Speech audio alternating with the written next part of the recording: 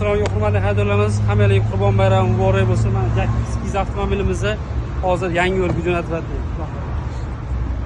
Tabriklayman. Rahmat. Yanadurlar nasib qilsin aka.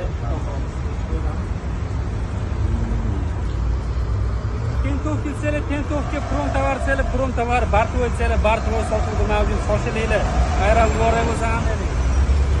O'zimni yangi yo'l yozib chiqaryaptim buni. Qo'shning bo'ladi.